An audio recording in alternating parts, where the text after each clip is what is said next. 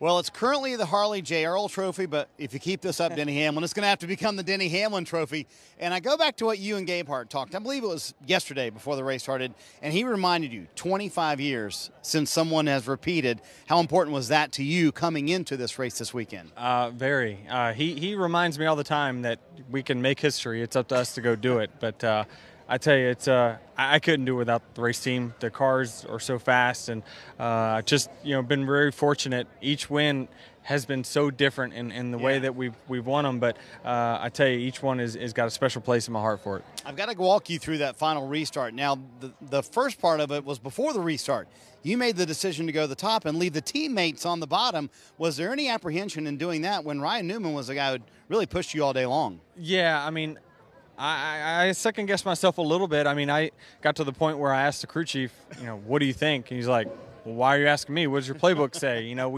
He knows I have a playbook at the end of these races, and I just decided to stick with it and not care who was linked up or anything. I just stuck with it, and luckily got the right push there. I was able to back off and check my brakes there at the end to keep the 12 linked up with me. So he really gave me the push to get clear, and then essentially is the one that created that huge lunge down the backstretch with the 6 that I had to let those guys go. There was no way with the closing rate that they had that I was going to be able to block them effectively. So my job at that point was just to let them take position. I wanted to be on the outside.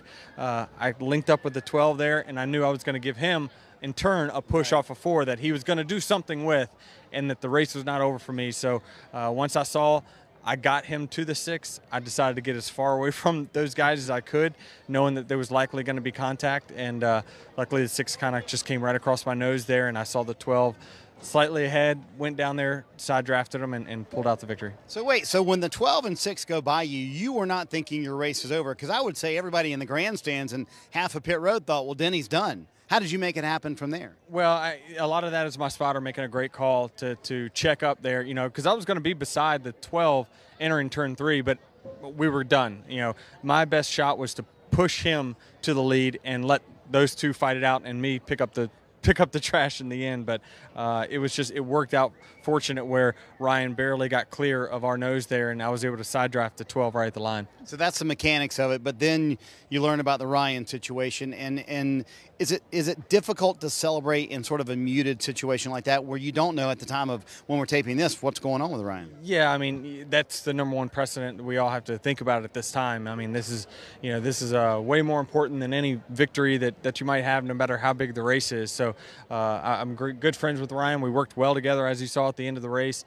We've worked together in these tandem situations for years. So, he's been a great competitor and a guy that, really set the standard on speed when I came into the sport. So hoping all is well with him and thinking about it, him and his family at this point. Getting back to the win and the Ryan thing aside, when you were coming down pit road after the race was over with, Gabe Hart was talking about the win, and you said it doesn't matter to me as long as, or if we don't keep it rolling, right? Are you already thinking, even though this is the Daytona 500, about Las Vegas and keeping the momentum? Yeah, I mean, confidentially, which is not that confidentially anymore, Chris Gabehart said put a big number up of how many wins he wanted this year, and we didn't want to start behind. And if we didn't win the Daytona 500, we were going to start behind on that pace. So we'll see where we go from here, but obviously this feels great right now. Are we sharing the big number? No, but it's big. Even a little bit? Does it have double digits?